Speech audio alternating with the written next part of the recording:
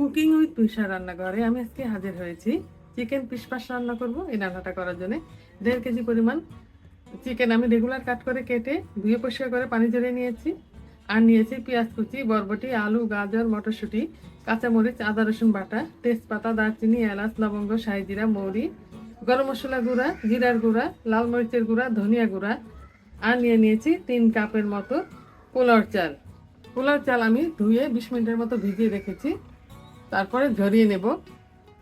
রান্নাটা করার জন্য আমি পরিমাণ মতো তেল দিয়ে দিব। এবার দিয়ে দেব দারচিনি, এলাচ, তেজপাতা, হাফ চা চামচের মতো মৌরি, হাফ চা চামচের মতো শাহি জিরা। কিছুক্ষণ আমি ভেজে নেব।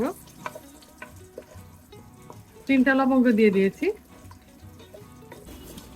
সুন্দর একটা গ্রান বের হয়েছে। এবার আমি দিয়ে দেব প্রায় 1 কাপের কাছাকাছি পেঁয়াজ কুচি। আর পেঁয়াজ কুচিগুলোকে আমি হালকা বাদামি করে ভেজে নেব।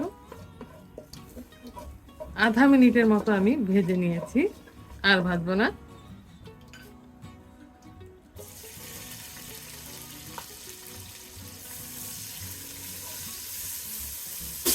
কিছুক্ষণ আমি ভেজে নেব।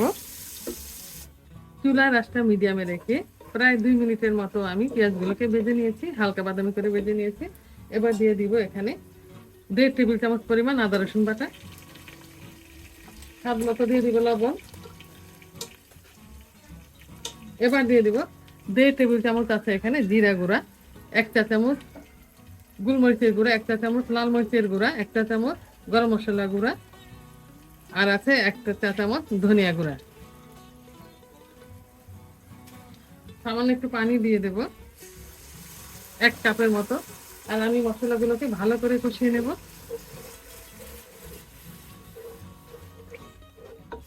চুলার আঁচটা মিডিয়ামে রেখে 2 মিনিটের মতো আমি মশলা কষিয়ে নিয়েছি। মশলা কষানো হয়ে গেছে, মশলা তেল ছেড়ে দিয়েছে। রান্নার এই পর্যায়ে আমি দিয়ে দিব এখানে 200 গ্রামের মতো গাজর আমি টুকরা করে নিয়েছি, 200 গ্রাম আলু আমি টুকরা করে নিয়েছি, আর হচ্ছে 4-5টা আস্ত কাঁচামরিচ। সাথে দিয়ে দিব এখানে 1.5 কেজি রেগুলার কাট করে কাটা চিকেন। এবার আমি ঢাকনা দিয়ে ভালো করে কষিয়ে রান্না করে নেব।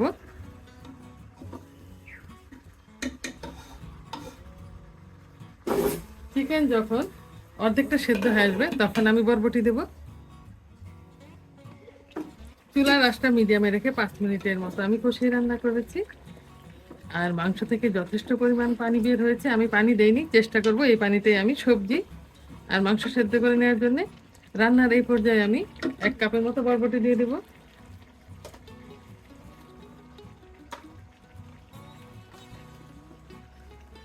আবার ঢাকনা দিয়ে আমি রান্না করে নেব। চুলার আঁচটা মিডিয়ামে রেখে প্রায় 13 থেকে 14 মিনিটের মতো আমি রান্না করে নিয়েছি। মাংস সেদ্ধ হয়ে গেছে। এবার আমি চাল ফুটানোর জন্য আমি 4 কাপ পানি দিয়ে দেব। আমি 3 কাপ চাল নিয়েছি। যে পাত্র দিয়ে আমি চাল মেপেছি ওই পাত্র দিয়ে আমি পানি মেপেছি। পানিটা আমি দিয়ে দেব। আর এই ঝোলটা ফুটে উঠলে আমি চালটা দিয়ে দেব।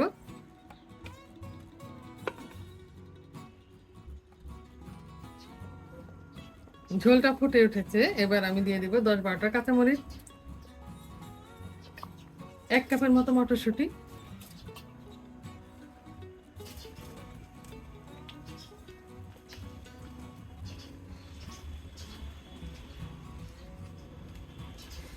এবার আমি চালটা দিয়ে দেব। এটা অত্যন্ত পুষ্টিকর একটি খাবার, বাচ্চারা খুবই পছন্দ করে আর বড়রাও খেতে পারে।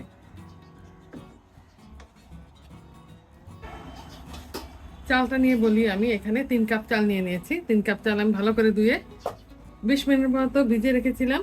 আর 20 মিনিট পর একটা ছাঁকনিতে ঢেলে আমি পানি ঝরিয়ে নিয়েছি।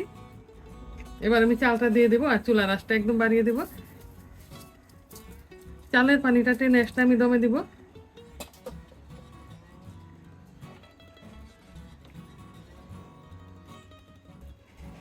এবার আমি ঢাকনা দিয়ে কিছুক্ষণ রান্না করব, কয়েক মিনিটের জন্য, পানিটা টানা পর্যন্ত। 4 মিনিটের মতো আমি ঢাকনা দিয়ে রান্না করেছি। চালের পানিটা প্রায় টেনে আসছে। এবার আমি দমে দিয়ে দিব আর চুলার আঁচটা একদম নিবু নিবু করে দেবো আর 10 মিনিটের জন্য দমে দিব। 10 মিনিটের মাঝখানে 5 মিনিট হলে একবার উল্টিয়ে দেবো।